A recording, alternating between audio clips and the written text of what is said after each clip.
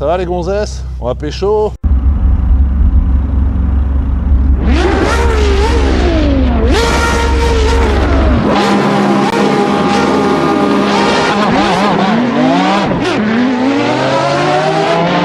La 430 Scuderia sur laquelle les gens ont dessiné. On remercie les gens pour leur respect comme d'habitude. Voilà, au lieu de venir se contenter de regarder des belles voitures, comme moi des fois j'admire des belles voitures. Donc nous allons commencer par la 812 Competition.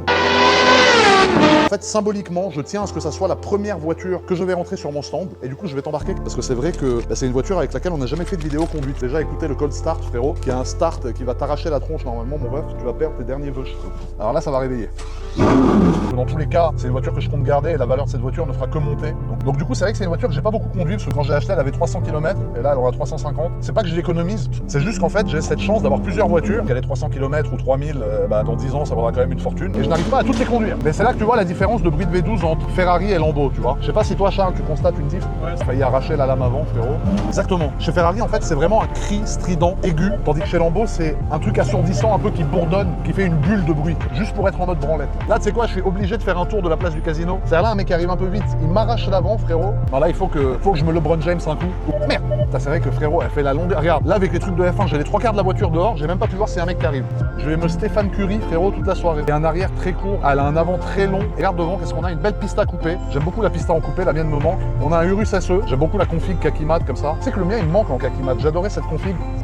Donc voilà, bon là il fait pas beau à Monaco, il pleut. D'ailleurs c'est la première fois que je sors la compète sous la pluie, donc c'est une super nouvelle. Le problème c'est que le kit ABT n'existait pas en carbone mat et il fallait le faire revernir et j'avais la flemme de tout faire revernir. C'était plus simple de changer la voiture. Tu sais ça rouille, après t'as des points de rouille partout sur les vis et tout, là ça me rend ouf. Mais t'as vu t'as ton petit écran là Carlos, regarde, tu peux le merde, le cheval faut le un coup. Qu'est-ce qu'il a ce Tahan, il veut pas s'allumer? Allume-toi Zebbi. Bon il marche pas, ah si parce que j'ai ça. Ah voilà, parce que j'avais le petit compteur frérot, le petit texte d'information.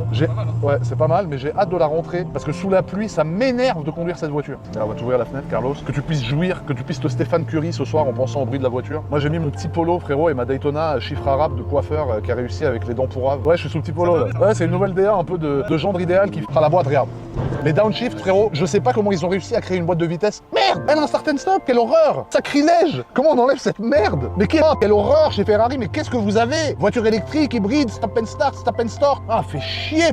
C'est quoi? C'est ici non? Non mais frérot un start and stop c'est horrible, pas sur ça! Oh! Et t'as vu le défaut? Regarde, il y a un défaut sur le volant, ça c'est gros, mais ça faut qu'il soit appuyé tout le temps. H-E-L-E frérot ils l'ont appelé. Appelle le start and stop ta grand-mère, n'est pas honte, tu l'as appelé ailé. Mais en fait c'est le vernis qui s'est un peu écaillé, qui a fait des espèces de postillons secs qui partent. Quand j'ai demandé à le faire prendre en garantie, on m'a dit, au début je croyais que c'était mes postillons parce que j'ai la bouche pleine de salive. Nein! À 300 km, j'ai payé 1.6. Merci pour le geste commercial, mais bon, wesh, c'est un bon, ils vont entendre. Elle est froide, elle a pas chauffé encore, Zebbi. T'as vu, elle fait des petits retours aussi à l'échappement. Ouais, je pense que ça va être agréable quand tu vas bien tartiner. Ouais, puis là t'as vu le petit rétro caméra, c'est pas mal aussi. Hein. Regarde.